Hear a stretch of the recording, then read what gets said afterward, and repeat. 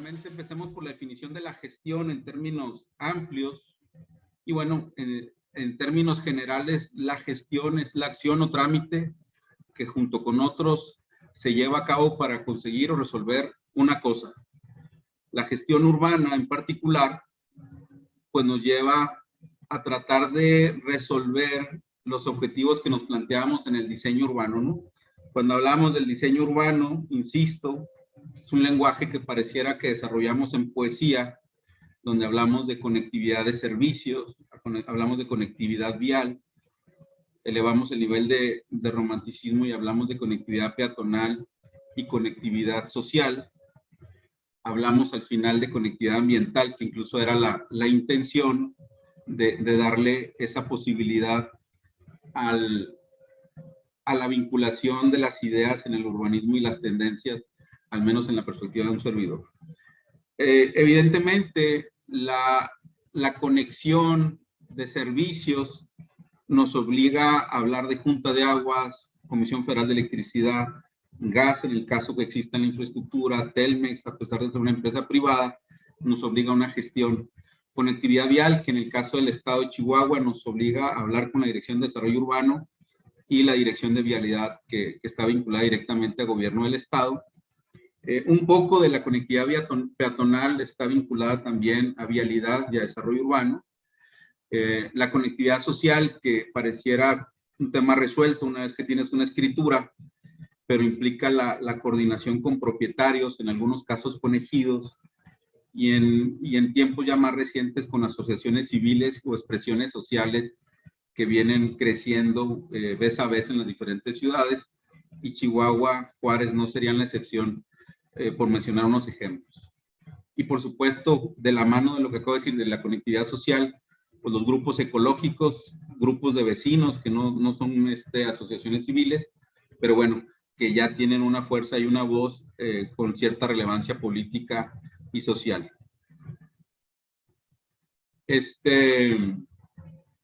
Desafortunadamente, en nuestra cabeza, de manera histórica, relacionamos a la gestión con el coyotaje. Es decir, las personas que conocían a alguien de adentro del escritorio y que tenían los vínculos suficientes para, a través de una cantidad económica, facilitar o agilizar los trámites. Eso pues viene a ser el ejercicio más básico de la gestión y dista mucho de ser la necesidad establecida formal para la creación de un pedazo de ciudad. Esa figura sigue apareciendo en algunas dependencias públicas, federales. Sin embargo, para el tema que nos compete, trataré de llevar a un nivel de mucho más profesionalismo y de especialización para la gestión. Trataré de usar algunas imágenes que ya habíamos usado en el apartado de diseño urbano, y las trataré de usar en aras de vincular ideas con lo que fue el diseño urbano, no tanto con la limitación de imágenes. Esta la presentamos en la imagen de desarrollo urbano o diseño urbano, y bueno, pues suena difícil entender cómo fue el proceso de gestión en un pedazo de ciudad que tenga estas características, ¿no? Donde adolece aparentemente de orden, de una estructura bien definida, pero bueno, la realidad es que la gestión, aún en nuestros días, sucede de diferentes maneras. Algunas veces simplemente la gestión en el nivel más básico es una necesidad resuelta a través de una oportunidad. Hay gestión en el ejercicio práctico de los asentamientos irregulares. La realidad de las cosas es que no suceden sin una gestión. La única situación es que se dan por fuera de un marco legal, no obedecen a una realidad de un reglamento o de una ley. Entonces, los asentamientos irregulares obedecen a una necesidad, y donde hay un alguien que ve esa necesidad como oportunidad. Progresivamente, esa necesidad, cuando tiene una oportunidad y alguien se sujeta al marco legal, empieza a ser un desarrollo urbano ya formal, y obviamente se espera que en ese marco legal, adicional al marco legal, suceda la calidad, para posteriormente esa calidad lograr cierta constancia y en esa constancia transmitir una responsabilidad. Al final del día, cada pedazo de ciudad implica una tarea constante y permanente, pues porque las ciudades tienen una vida de largo plazo, al menos en el ejercicio de lo que nos toca vivir día con día. Platicábamos la semana pasada un poquito dentro de ese romanticismo y esa poesía que implica el diseño urbano, pues lo mágico que resulta el invento de E.T., ¿no? Cómo logra E.T. Conectarse con un planeta lejos de la Tierra y hace su invento con puros elementos que existen, donde la invitación en la semana pasada era pues que como diseñadores buscáramos que en los usos cotidianos lográramos la creatividad, alcanzando en algunos ejercicios incluso la magia, ¿no? Que es como permitiría creer en la película que con este artefacto se logra conectar E.T. con sus padres en este caso para poder generar el llamado que vengan por él, ¿no? Entonces partamos de que de repente partimos de una realidad, de un sueño. Sin embargo, estos sueños, una vez que los sometes al proceso de gestión y reglamentos, pues te encuentras con que la autoridad prefiere que dejes a un lado la innovación y utilices la comunicación que ya existe. Es decir, tú vas a llegar, si hubiera tenido que llegar a la ventanilla única o al área de proyectos de la Junta de Aguas y le decimos, mira, con este invento vamos a conectar comunicación con otro planeta, pues la realidad es que la autoridad lo que busca por fundamentos es usar las herramientas existentes. Es decir, pues para eso está la experiencia y para eso está lo aprendido con lo pasado. Entonces, normalmente es difícil cuestionar o es difícil tratar de gestionar ideas demasiado innovadoras porque te aterrizan los reglamentos a los artefactos, a los elementos y a los materiales ya preexistentes que nos han llevado a tomar cierta confianza, ¿no? Entonces, si nosotros hubiéramos llegado a ventanilla única del municipio con el invento que hizo E.T., le decimos, ¿sabes qué? Quiero que me autorices al uso de este artefacto porque nos vamos a comunicar con otro planeta. La realidad es que la respuesta natural en ventanilla única, en Junta de Aguas, en CFE, utiliza lo que ya existe, ¿no? Entonces, pues ahí hubiéramos obligado a E.T. a lograr conectarse a través de su teléfono celular, que es lo que ya reconoce la vida cotidiana y que seguramente ya aparece en los reglamentos, básicamente tratando de enhebrar ideas, ¿no? Regresemos al ejercicio del diseño. En el ejercicio del diseño, pues partimos de un terreno con formas irregulares. Trata de ser simplemente un ejemplo gráfico y partimos en la idea ingenua muchas de las veces de creer de que tener el terreno nos da certeza, es decir, ya sabemos y en sentido estricto muy básico, pues si vemos postes de luz al frente, pues decimos ya hay luz. Si vemos una alcantarilla cerca, decimos pues ya tiene drenaje. Si vemos una caja de válvulas de agua, pues vemos que ya tiene agua y así vamos haciendo suposiciones. La realidad de las cosas es que la gestión es un tema mucho más amplio y gestionamos desde mucho más atrás que las autoridades solamente. Desde la gestión inicia, el punto de partida es ¿dónde estamos? Y la pregunta no es un proceso reflexivo, es simplemente un punto de análisis para partir en cuál es nuestra realidad. A veces hay calles al frente que asumimos que ya nos dan el derecho a pasar y resulta que no tenemos acceso, que los servicios no existen e incluso es muy normal que nos encontremos con diferencias significativas en las escrituras. La mayoría de los predios obedecen a realidades topográficas con artefactos, pues con un nivel de precisión muy distinto al que contamos en la actualidad y en algunos casos, pues las referencias son árboles, ejes de árboles. Entonces, el tema de la gestión parte de preguntas por demás básicas. Si tenemos acceso, tenemos servicios, tenemos escrituras. Sería el punto de partida para poder analizar si el sueño que se nos está entregando en la idea de que nosotros no somos los creadores, en la idea de que somos los creadores, pues afrontar esta realidad para tratar de llevarla a buen puerto. Esto no es ejercicio y es algún ejemplo, de una zona en Ciudad Juárez que me tocó trabajar hace muchos años. En la experiencia que tuve yo como colaborador en una empresa, hicimos los primeros desarrollos de esta zona. Estamos hablando por allá del 2003, 2004. Estamos hablando casi 20 años de historia. Esta es otro pedazo de Ciudad Juárez. Estamos hablando de lo que es la avenida Valle del Sol, que algunos conocerán, algunos no. Y los primeros desarrollos que hicimos por allá del 2002 era este que está aquí a mano izquierda, que estoy señalando, que se llama Valle del Sol. Como era natural y como es natural de repente en el desarrollo inmobiliario, la tierra que estaba en medio no se vendía en aquel entonces, todavía había necesidades no cubiertas o lo que sea, y la empresa decide comprar el otro predio que está a la derecha de la pantalla. Entonces teníamos que generar la vialidad que está señalada en amarillo, lo cual resultaba sencillo entender y resolver porque era un camino de terracería y asumíamos que pavimentarlo iba a ser un beneficio para todos los vecinos y pues prácticamente aceptado por unanimidad y con la idea que nos íbamos a generar hasta algunos aplausos, ¿no? Por el beneficio que íbamos a generar en la zona, plusvalía y lo que sea.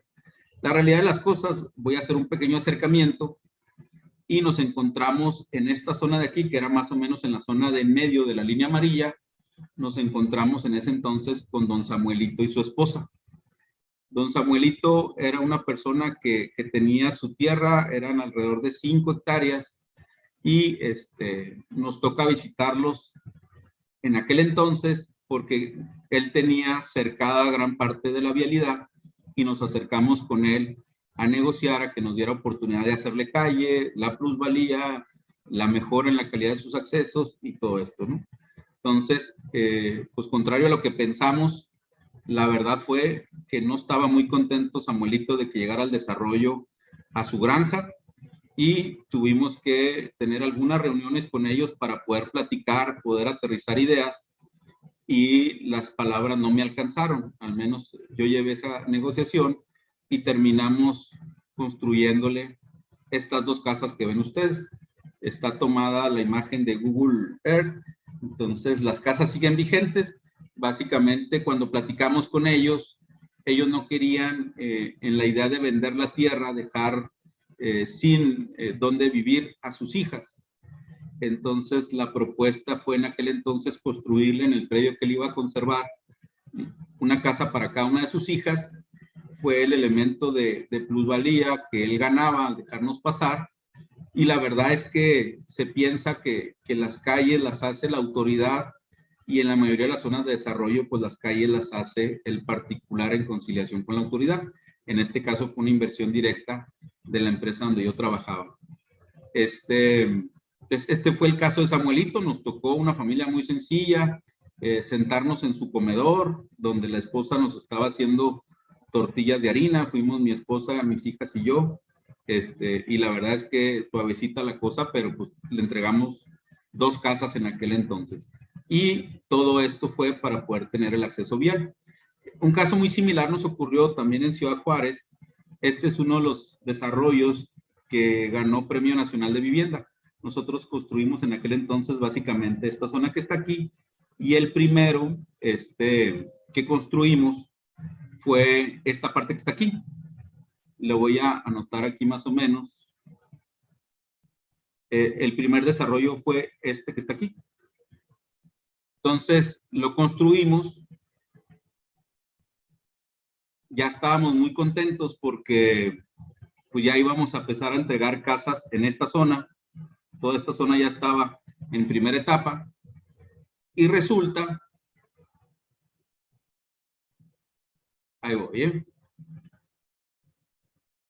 cuando ya estábamos por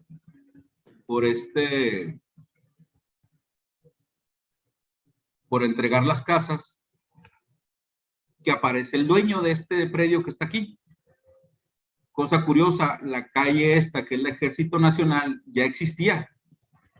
Y este predio que aparece ahorita todavía sin construir, no sé qué tan reciente la foto de Google Earth, era de los hermanos Cano.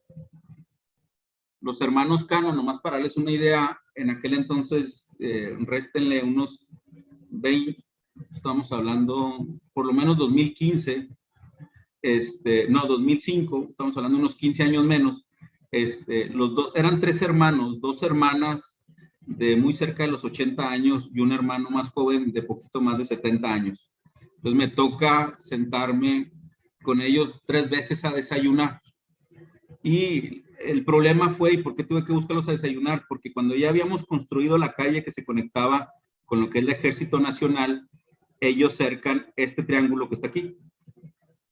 Entonces, la calle que ya teníamos para salir directo al Ejército Nacional, ya no teníamos acceso y no teníamos construido ninguna de las otras calles que aparecen. Básicamente estaban estas casas y nuestro acceso natural era aquí. Entonces, la realidad de ellos es que no les interesaba vender. Obviamente estábamos nosotros en una posición indefensa porque pues teníamos que pagar lo que los señores estuvieran dispuestos a cobrar, porque lo que cobraban de este terreno en triángulo iba a ser más barato que construir los accesos por predios que ni siquiera habíamos gestionado el paso.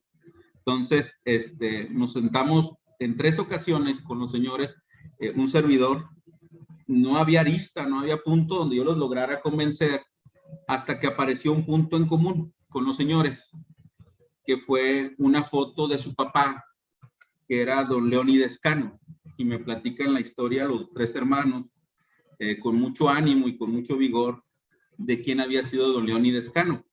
Y don Leónides Cano, pues era uno de los comandantes que acompañaban a Francisco Villa. Era uno de los 30, de los 50, no era ni su segundo, ni su quinto, ni su sexto, simplemente era de su cuadrilla de caballerangos que andaban con él y que lo acompañaban, y que en realidad pues había pocos recuerdos de él, salvo en el seno familiar. Cuando ya no lográbamos acuerdo con ellos, me enseñan en el tercer desayuno una foto donde aparece Francisco Villa y don Leónides Cano en la orilla. Eran unos 30 caballos, así como en esta foto que les muestro. Al centro Francisco Villa, que no es esta foto, y en la orilla estaba casi don Leónides Cano, que era el papá de los 3 señores. Pues dentro de lo que le ofrecimos a los señores Cano fue una placa conmemorativa de reconocimiento y agradecimiento a don Leónides Cano por dejarnos construir la calle. Y la realidad es que los señores accedieron, el monto fue mucho menor. Aquí se terminaba lo que era el paseo peatonal, que eran de los primeros que se construían en temas de conectividad peatonal. Este es el desarrollo que les mostraba. Y en este cubo que ven aquí estaba, y digo que estaba porque duró hasta que la rapiña se robó la placa de bronce que mandamos a hacer en agradecimiento a don Leónides Cano. Este pedazo de este triángulo que ven aquí es el que era propiedad de los hermanos y que hasta donde vi no se había resuelto la venta. No sé qué pasó con los señores. Terminamos, firmamos un acuerdo de servidumbre, le pagamos una cantidad muy significante, para serles sinceros, y la placa que duró pues por espacio por lo menos de 10 años hasta que se la robaron, ¿no? Muy probablemente la gente que pasaba pues nunca supo por qué había una placa de reconocimiento al señor Leónides Cano. Este es en Chihuahua, ya aterrizamos en Chihuahua. Este fue el primer desarrollo que me tocó participar en Chihuahua, se llama Cerrada Vista Real, también como colaborador de una empresa, todavía existe. Gana Premio Nacional de Vivienda en el 2005. Y cosa curiosa, fíjense, en esto se generan hasta este tipo de oportunidades. Cuando hacemos el análisis del sitio, nos damos cuenta que el predio era con todo y periférico de la juventud. Nos lo vendían con todo y periférico de la juventud, ya circulando, con los carriles así como los ven a la fecha. Entonces, nos vamos a encontrar en el tema de la gestión urbana con personas que compran este tipo de terrenos por la oportunidad que genera comprar una calle para después negociar con la autoridad. Esos son los retos que afronta la autoridad y los particulares. En este caso particular, obviamente la empresa hace la aclaración de que no está interesada en comprar el periférico de la Juventud, se segrega todo lo que es la calle y se construye este desarrollo que hasta la fecha ahí está, que se llama Cerrada Vista Real. Y bueno, está prácticamente donde se termina el periférico de la Juventud para llegar al entronque con la Teófilo Borunda, a mano derecha viniendo del norte. Me tocó ser de los iniciadores de la zona del release. Nosotros llegamos cuando prácticamente estaba la Universidad de La Salle, que está en esta parte de aquí arriba, y estaba la calle que le habían hecho a la Universidad de La Salle por parte del gobierno del estado, estaba la carretera y había una parte trunca que no se había podido construir y estaba la calle hasta donde está actualmente, porque un ejidatario no estaba de acuerdo en permitir la construcción de la calle. La Teófilo Borunda está construida y diseñada en un ancho y en una sección pensada en que iba a conectar con la carretera Cuauhtémoc. La realidad es que los planes nunca se concluyeron, cambiaron las administraciones estatales, porque esta obra fue de perfil estatal, precisamente por lo que era la interconexión de la calle Periférico de la Juventud, hoy Luis Donaldo Colosio, con la carretera salida a Cuauhtémoc, ¿no? Entonces, esto tuvo que esperar y los primeros desarrollos donde me toca participar todavía como colaborador de la empresa es Cerrada Senda Real. Y este gana Premio Nacional de Vivienda en el 2007. Hablábamos en el diseño urbano que un espacio exitoso es el que se usa. Y todo espacio que se usa pues, requiere de algo fundamental. El principio del desarrollo y la gran batalla en la gestión tiene que ver con la gestión del agua. Uno de los grandes retos que enfrentó la zona del release fue la gestión del agua potable. La sesión que viene vamos a hablar de infraestructura, que vuelve inherente una vez que consigues el agua potable, el desagüe de drenaje, pero bueno, fue uno de los grandes retos dentro de la gestión, la obtención de agua potable para la zona. Cuando llega Brasa, en este caso, que es la empresa donde yo trabajé, pues tuvo que empezar perforando pozos. El requerimiento de la autoridad en aquel entonces era entrégame los pozos para que tengas factibilidad. Voy a profundizar un poquito más de ese tema la semana entrante. ¿Qué es lo que busca la autoridad? Al menos en mi experiencia y en eso, pues en la parte de preguntas y comentarios lo podemos profundizar. En esencia, es el cumplimiento y el apego a los reglamentos. Los reglamentos son un glosario del trabajo de arquitectos, ingenieros y especialistas que en base a la experiencia tratan de ir desmenuzando las necesidades que debe establecer la autoridad para llegar y llevar a buen puerto el ejercicio del desarrollo urbano en manos de cualquier particular. No puede personalizar la autoridad en manos de alguien o de una empresa o de otra. Entonces, el reglamento debe permitir por principio que no haya problemas. Y la autoridad por naturaleza, sea el partido que sea, el color que sea, quiere que no haya problemas. Y si los hay, quiere que no sean problemas de la autoridad, que tenga un responsable que responda ante esos problemas. Evidentemente se busca que lo que se va a gestionar y lo que se va a autorizar no requiera mantenimiento, que garantice durabilidad, y en algún momento lo intentó, aunque eso no depende directamente de la autoridad, pues que sea una inversión rentable. Digo que lo intentaba porque en algunos tiempos nos pedían incluso un plan de inversión como para garantizar que el negocio iba a ser negocio, lo cual pues evidentemente rebasa las capacidades de análisis de cualquier autoridad municipal, estatal o lo que sea. Hablamos de las cápsulas urbanas y la ventaja que le generó a la autoridad una cierta autosuficiencia.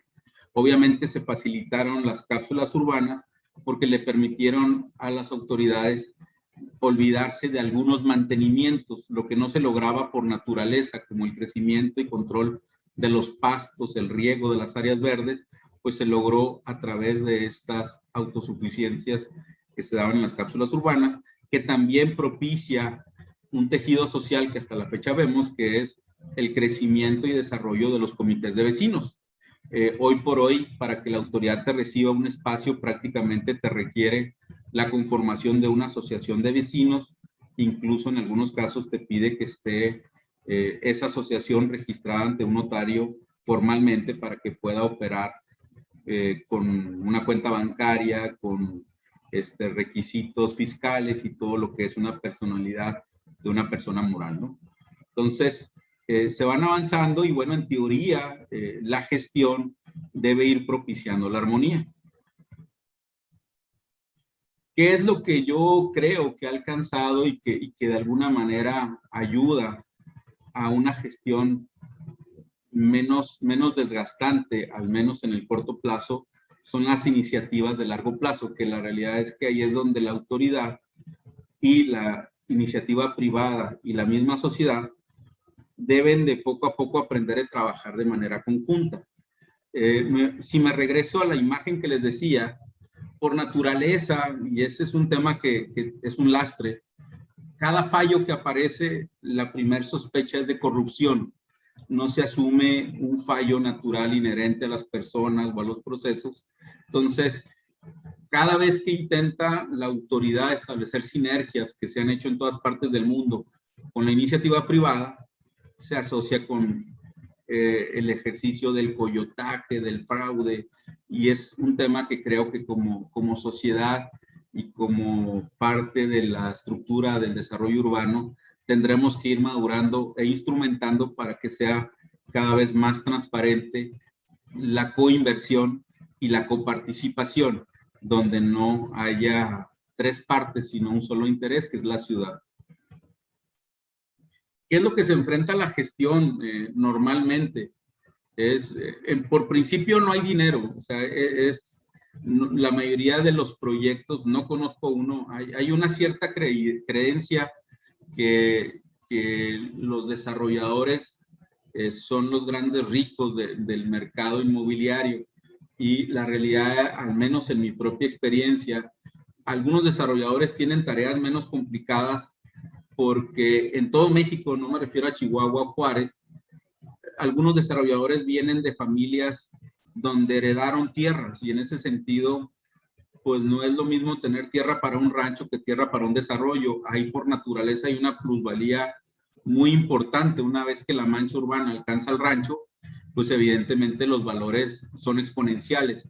Pero para el desarrollador que nace junto con una empresa y que en realidad se enfrenta a la necesidad de comprar un terreno, pues desde que compra el terreno le anda faltando el dinero. Normalmente el ciclo de desarrollo de cualquier proyecto inmobiliario tiene un ciclo de coinversión de efectivo muy largo. Entonces, siempre te vas a enfrentar con que no hay tiempo. Debemos de asumir que todo lo que hagamos, todo lo que gestionamos, si lo gestionamos bien o si lo gestionamos mal, está bajo sospecha. No hay un botón ni una medalla que te den por innovación y que eso te dé ciertos bonos para equivocarte. La realidad es que el que presenta innovación está obligado a no fallar, como no falla en teoría lo que está normalizado. Las autoridades todas, en cambios de colores, en los mismos colores, en lo que sea, están sujetos a procesos de auditorías muy severas. Entonces, básicamente, todo lo que gestionas debe estar disponible y transparente para que pueda ser visto y aprobado por un auditor externo que no entiende del desarrollo urbano ni va a poder armonizar con los retos que representa una ciudad. Que es también una de las opiniones de un servidor: no se puede gestionar lo que no se conoce. No puedes pedirle a alguien que gestione algo que ni siquiera entiende.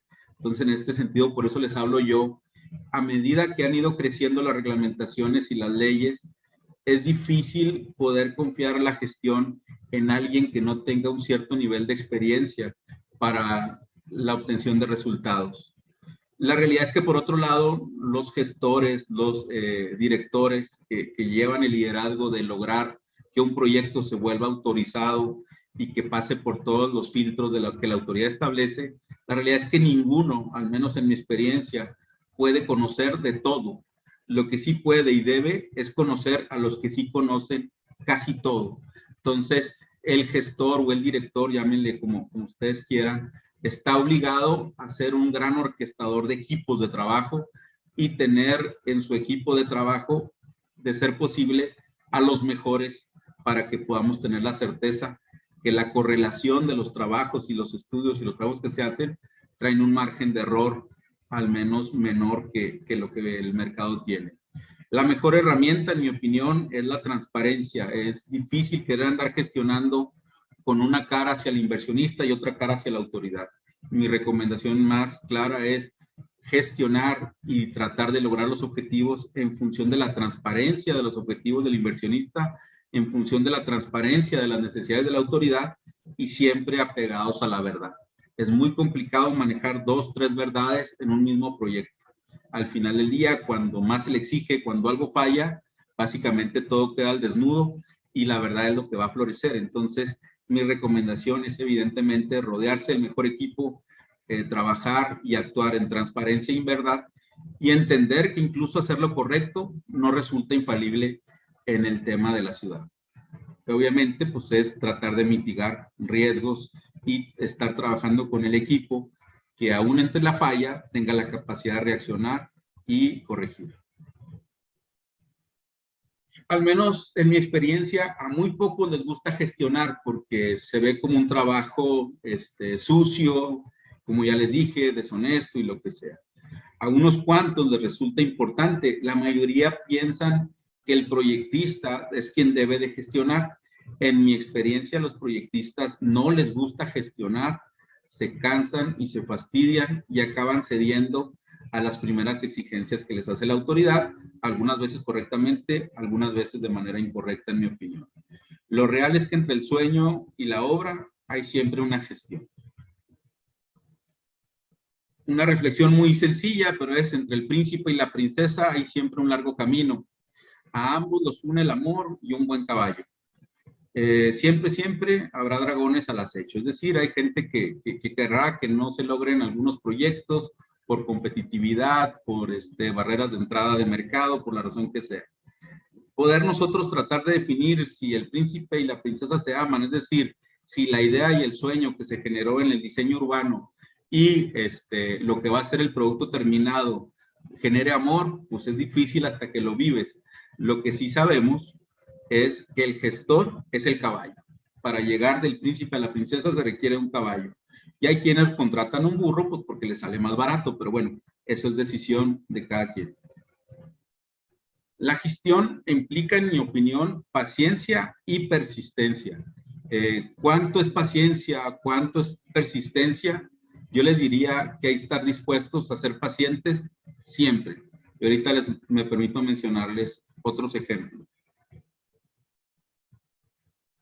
¿Qué fue lo que pasó con este señor en la Teófilo Borunda, que les decía yo que no permitía que se hiciera la conexión de la Teófilo Borunda hasta lo que es la zona que le llamamos zona 2, donde está la UVM? Cuando la gente de gobierno del estado platicaba con este ejidatario, este propietario, tenía una frase muy clara y me tocó escucharla a diferentes personas. Y su expresión fue: a mí me sacan con los pies por delante. La realidad es que no hubo capacidad o posibilidad, no conozco en ese caso los detalles, pero la realidad es que no se pudo gestionar la terminación de esa calle hasta que pasaron los años y el señor falleció por temas de salud y de edad, ¿no? Entonces hubo que esperar a que la persona que no quería que se hiciera la calle falleciera y se pudo hacer la calle ya después con los familiares de él. Entonces es donde ahorita hay algunos desarrollos.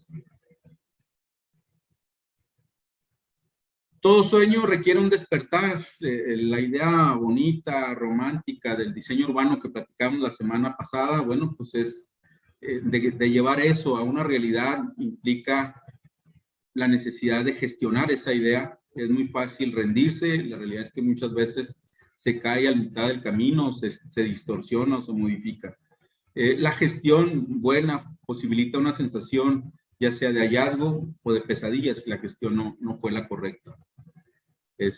Insistiría yo en el tema de la transparencia. Evidentemente en el camino se encuentran cosas bien hechas, cosas no tan bien hechas. El tema es que cuando alguien agarre la lupa encuentre transparencia en lo que fue la gestión, porque todos los documentos, en caso de una problemática, se vuelven documentos jurídicos, no solo técnicos. Cosas simples como, por ejemplo, la realidad, estas bancas que les mostraba yo en el proyecto de Monterrey, pues si nos vamos al reglamento, no cumplirían, ¿verdad? Entonces, en algunos casos nos podemos enfrentar a que una idea que en principio a mí me parece buena, porque cumple con una necesidad, pues te enfrentes con la claridad de que no es posible, o bien que estas barreras para que los carros no pasen, pues no son las ideales para la dirección de vialidad, ¿no? Entonces, siempre habrá una necesidad de conciliación con la autoridad y con los inversionistas, tratando de generar nuevas y frescas ideas.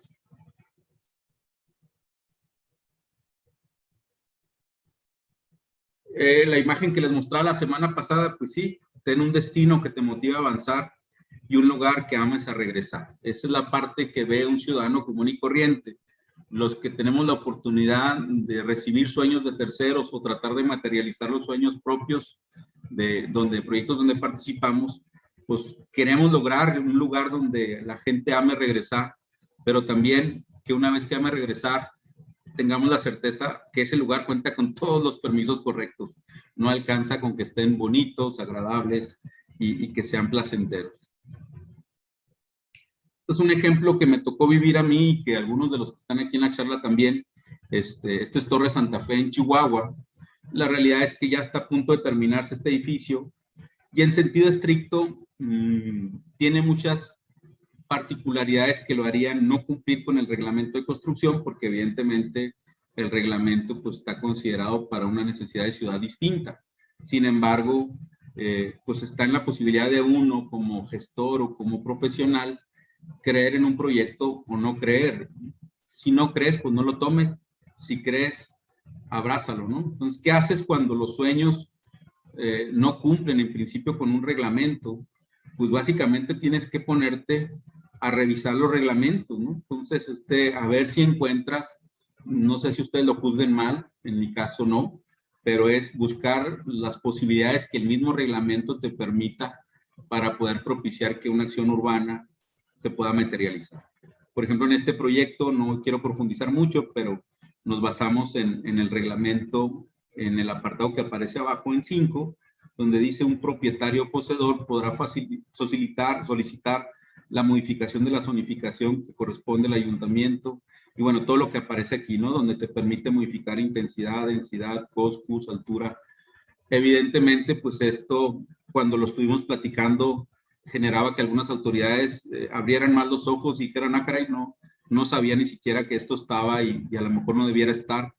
Pero bueno, en esencia, esto nos daba cabida a solicitarle a la autoridad una reconsideración para poder colocar un proyecto que evidentemente estaba fuera del estándar de Chihuahua, para algunos de manera equivocada, para un servidor de manera propositiva.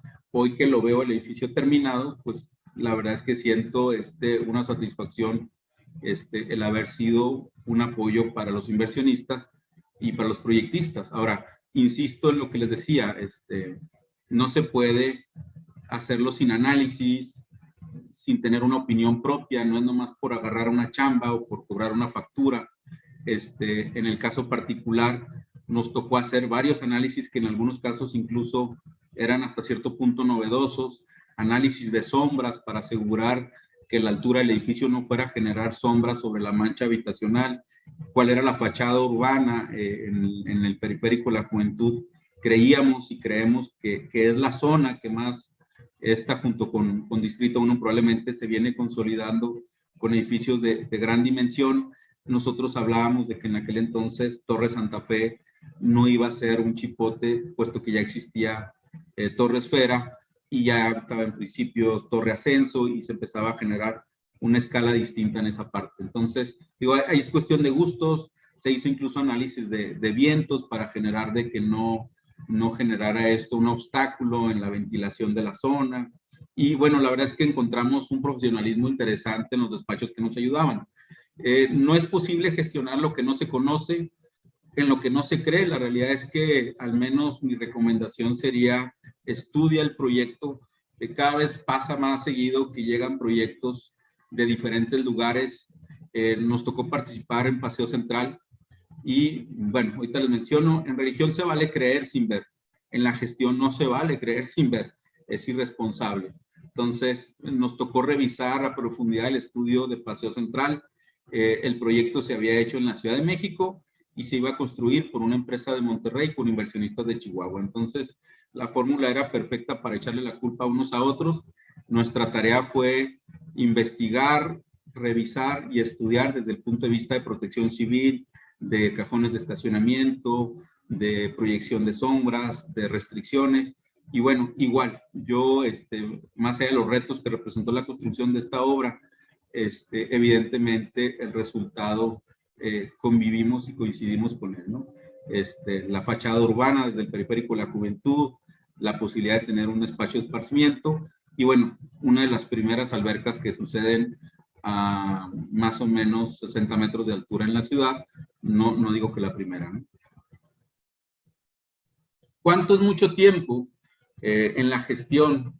Pues la realidad es que mi experiencia es lo que los socios o los inversionistas estén dispuestos a esperar. No puedes tener prisa, ¿no? Nos tocó gestionar, esta es la zona de Valle Escondido, nos tocó gestionar con este desarrollador que todos conocemos, ¿cuánto tiempo gestionamos este terreno? Que algunas gestiones son continuas, no acaban, otras requieren algo más que 5 años para empezar, y hemos participado en gestiones que no hemos logrado concluir. Que les mostraba, necesitábamos nosotros la conexión vehicular para poder tener una conectividad vial con lo que es la avenida Misión del Bosque de Valle Escondido. Evidentemente hubo una resistencia natural y entendible de los inversionistas de lo que es Valle Escondido, pues porque ellos han generado toda esta infraestructura. Nos tomó 5 años y medio llegar a un acuerdo con ellos, que está muy reciente, y que la realidad es que creo que propicia la posibilidad de generar un espacio, ¿no? Entonces, 5 años y medio nos tomó, obviamente implicó la posibilidad de ser escuchados por la empresa, en este caso por Valle Escondido, y obviamente la paciencia del inversionista, en este caso Inmobiliaria Cachinca. Entonces, creo que la espera no necesariamente es corta, vale la pena la espera, en mi opinión, y disfrutar la compañía si se puede. Aquí algunas ideas que platicamos la semana pasada. Creo que uno puede partir en esperar un proyecto en la medida que cree en él, en la medida que crees. No creo tanto en el conflicto de intereses, lo he dicho varias veces, no tengo una cachucha que es la de desarrollador y otra cachucha de ciudadano u otra cachucha de gestor. Al final creo en el bien común y esa cachucha es la misma que utilizo para cada uno de los proyectos y es la recomendación que yo haría. La mejor manera de encontrar la inspiración o la motivación para alcanzar la persistencia y la paciencia en la gestión, pues es creer que lo que estás gestionado de manera documentada sea suficiente y de calidad para la ciudad en la que vivimos, en este caso Chihuahua o Juárez para los que nos acompañan de Ciudad Juárez. Entonces, creo que se vale y es necesario disfrutar el camino en el tema de la gestión. ¿Qué es lo que tenemos que tener visión y conocimiento? Bueno, pues para la conectividad de servicios, para la conectividad vial, peatonal y social y ambiental, de la cual platicamos la reunión pasada, pues están vinculadas a leyes, reglamentos, normas, cálculos y memorias, recomendaciones. Todo esto se recibe a la hora de gestionar y en la medida de lo posible estar atentos a todas las cosas que suceden en estos 5 renglones, como los que suceden en la parte creativa o poética de la parte urbana, ¿no? Entonces, insisto, lo importante y lo deseable es tener el equipo suficiente y de apoyo para que podamos tener la asesoría necesaria.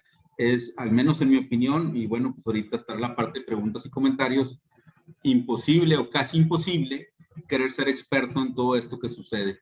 Es la responsabilidad de ver para poder querer, pero al final del día habrá cuestiones de normas, por ejemplo, que son las que hay, de todo tipo de normas. Para el uso de cualquier material hay normas internacionales, nacionales, y resulta casi imposible conocerlas al 100%. Entonces, creo en la posibilidad de confiar y respaldarte de especialistas. Y insistiría, con todo y que tengas el equipo perfecto y hayas tenido las mejores de las intenciones, debemos de estar abiertos a que nuestra profesión convive con la naturaleza. Y eso implica que a veces nos exhibe de manera importante y bueno, pues a seguir trabajando para corregir y llegar al punto donde iniciamos y volver a empezar con otro proyecto. Insistiría mucho en la necesidad de ir generando un círculo de confianza donde partamos de que la iniciativa privada ciertamente necesita y busca hacer un negocio.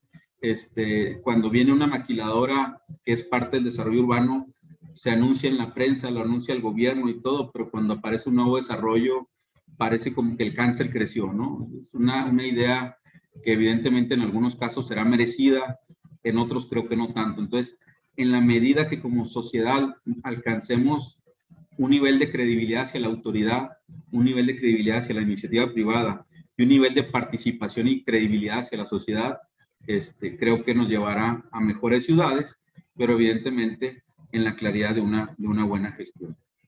Entonces, dejo de compartir, si les parece, y abrimos el espacio. Son las 5:55, más o menos el tiempo que calculé yo para ver. No sé si les parezca, dejo de compartir. Y me gustaría si hay preguntas, comentarios, críticas, de todo lo que quieran. Adelante.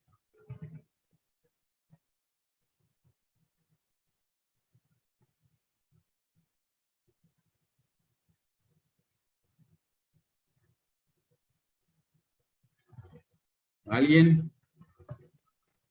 Pues yo nada más agradecerte, Mario, y felicitarte. La verdad es que muchos ejemplos muy padres de diferentes posibilidades que se dan en el tema de las gestiones, y felicitarte por tu trayectoria y agradecerte por estas, pues, como situaciones que ayudan a prepararse para lo que uno va a empezarse a enfrentar. Al menos en mi caso, te lo agradezco. Gracias a ti, Juan, por el espacio y por la compañía. Y al contrario, es una oportunidad para mí, padre, poder compartir. Y bueno, pues ahí se comparten éxitos y no tan éxitos, ¿no? Entonces, ahí ahorita les platico de la siguiente semana. ¿Alguien más? Gracias, Juan. Muchas gracias.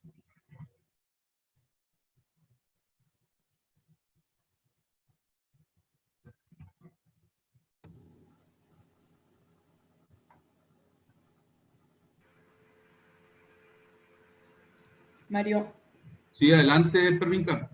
Yo, nada más un pequeño comentario. Este tema es súper importante, como tú lo dijiste, porque pues, básicamente es la base para poder iniciar cualquier proyecto.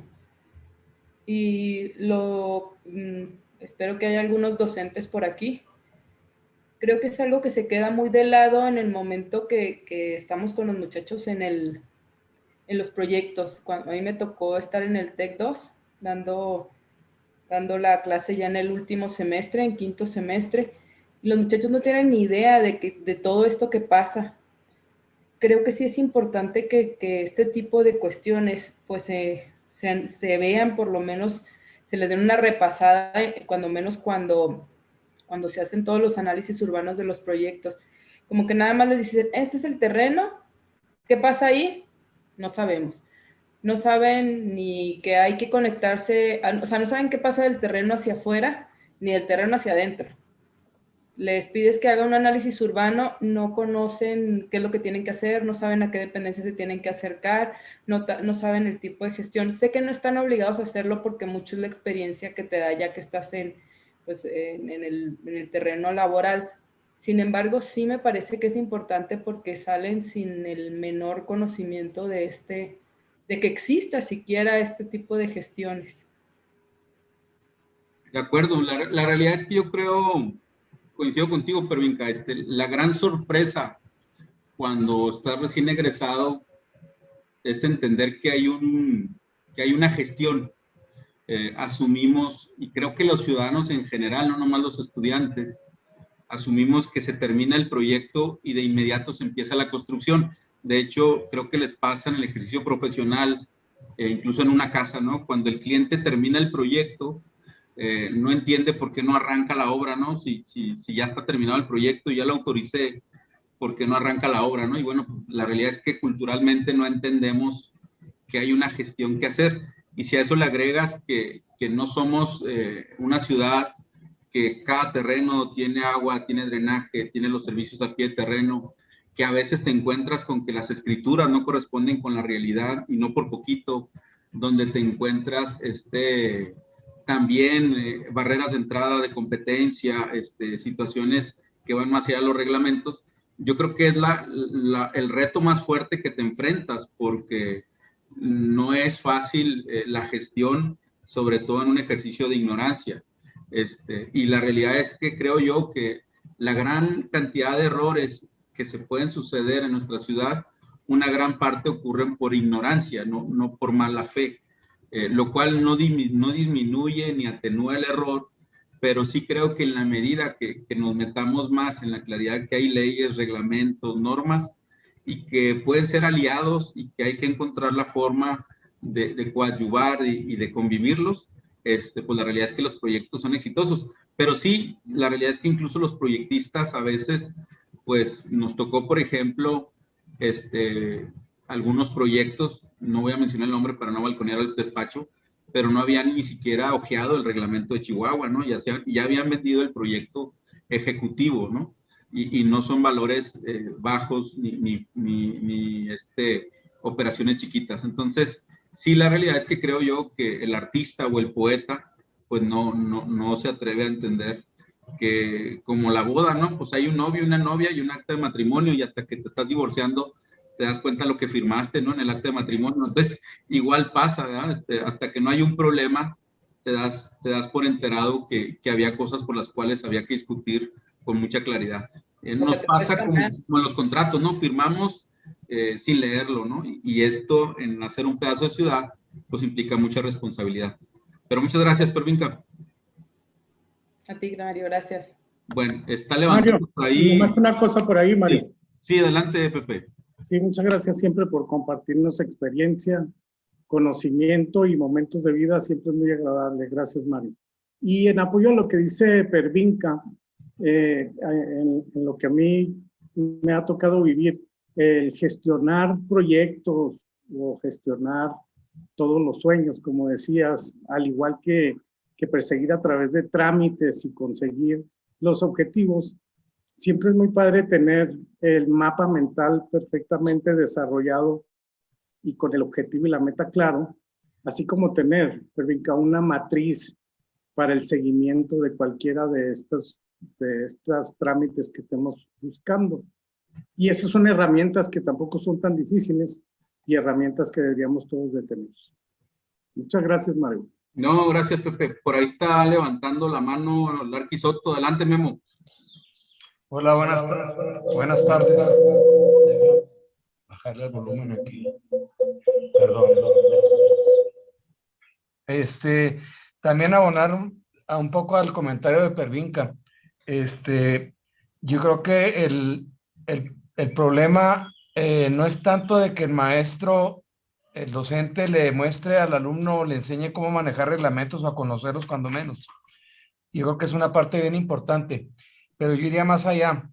El problema de al menos en la ciudad de Chihuahua, que es donde yo tengo experiencia y 40 años de docencia, en la docencia, el problema es que hay un divorcio de las instituciones educativas con lo que el mercado demanda. Vamos, el divorcio no es únicamente de que no se les muestre a los alumnos cuáles son los reglamentos. Allá en la prehistoria, cuando yo estudié, había una materia que incluso nos llevaba a estudiar los reglamentos que estaban vigentes en aquel entonces. Pero además, insisto, es el desconocimiento, que tal vez no sea una clase lo que se requiera, cuando menos a lo mejor un seminario de conocer los reglamentos en general. Pero el fenómeno, desafortunadamente, en mi experiencia, es que las instituciones no responden a la necesidad del mercado. No se adapta. Luego se dice que las instituciones generan diseñadores, que otras generan constructores, y lo que el mercado laboral o la actividad profesional está demandando, pues a veces no es ni una cosa ni otra, ¿no? Cambia a lo largo de los años y las escuelas permanecen pasivas. Esa es mi visión, por supuesto, y muy respetable el trabajo de todas las escuelas, pero sí creo que ese divorcio, mientras la academia no se dé cuenta, según yo, de que no se están generando profesionistas con el perfil que demanda la actividad económica de nuestra ciudad, va a permanecer esto, desde la ausencia del conocimiento de reglamentos hasta la ausencia de qué se está haciendo, cómo se está haciendo, con qué dinero se está haciendo y qué nuevas perspectivas más modernas o más actuales se están generando, desde sistemas constructivos hasta estudios ecológicos, ¿no? Sí. Gracias. Gracias, Memo. No, mira, yo la verdad es que coincido, no pudiera reclamarle mucho a ninguna de las escuelas de arquitectura porque no les he dado mucho. De hecho, nunca he dado clases, entonces bajo esa premisa ando debiendo. Pero sí lo que creo es que siempre las universidades, los tecnológicos, debieran ser más un respaldo de opinión y de influencia en la sociedad. Y creo que debieran tener un papel mucho más relevante que el que ya tienen. Sí, por eso de repente asociaciones florecen y toman un papel muy, muy importante, y a veces apenas importante con la relevancia que tienen, a veces más importante de la capacidad que manifiestan en sus opiniones. Pero creo que lo ideal sería que antes que aparezcan otras asociaciones, que las docencias que están preparando a los jóvenes y a los nuevos ingenieros, arquitectos que van a ejercer en los próximos años, pues debieran tener más participación en lo que sucede en los foros, en los eventos, y al menos como participante, y como organizador de tierra urbana en muchos eventos, pues sí me da un poco de melancolía no tener el arrastre o la convocatoria con los estudiantes, ¿no? A mí me encantaría, hoy estoy más de plácemes porque ya hay algunos estudiantes, pero sí me gustaría estudiantes con más apetito, y que las escuelas, pues que no la piensen, que den un punto, que den 2 puntos. Muchas veces ha habido sesiones muy interesantes que en realidad pues no hay estudiantes. Entonces, sí creo que debe haber un vínculo más con la realidad y con el mercado y con lo que viene sucediendo, más activo, ¿no? Entonces, coincido con Memo y coincido pues en la necesidad que dice Pervinca de lograr ir colocando en los estudiantes, porque tristemente algunos ceden y luego empiezan a transgiversar la idea con las exigencias de la persona que está revisándoles el proyecto. Y en ese sentido aparecen los Frankenstein, que mal gestionados pues son herencias de por vida, o al menos por 30, 50 años para nuestra ciudad. Entonces, ojalá que las escuelas y las instituciones participen de manera más representativa. Gracias, Memo, gracias, Pervinca. Un comentario que hace Gastón, que por aquí lo leo, no sé si quieras tú ampliar algo, Gastón, pero si los reglamentos o los conceptos deben de ser revisados con respecto al tema de la sostenibilidad. Yo estoy convencido que sí, era parte de lo que platicaba la semana pasada, ¿no? Ese choque de nosotros contra la naturaleza, o de la naturaleza contra nosotros, pues debiera tener otras líneas de acción y de convivencia, ¿no? Esa historia inmaculada hacia los cerros, pero donde no podemos conectar con ellos. Yo creo que debiéramos lograr que el Cerro Grande y que el Cerro Coronel y que muchos cerros tengan una sostenibilidad como parte del paisaje, pero también creo que los propietarios de esos cerros debieran de encontrar la manera de capitalizar sin construir ahí la forma de retornar algo a su patrimonio familiar. O sea, es un derecho natural que tienen. Entonces, el principio de la prohibición no lo creo. O sea, prácticamente todas las cosas que se prohíben de alguna manera suceden de manera extraoficial. Entonces, sí creo que deben de evolucionar y poder generar más vínculos y más cómo hacerlo de manera correcta y no la prohibición de facto. Pero bueno, en eso creo que se puede trabajar de manera conjunta, ¿no? Entonces, sí creo, no sé, Gastón, si tú quieras agregar algo, o alguien más.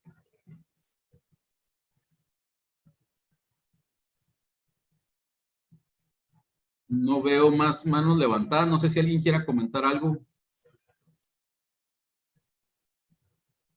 Pablo, tú andas por ahí. No sé si tú tengas algún comentario de lo que es la academia.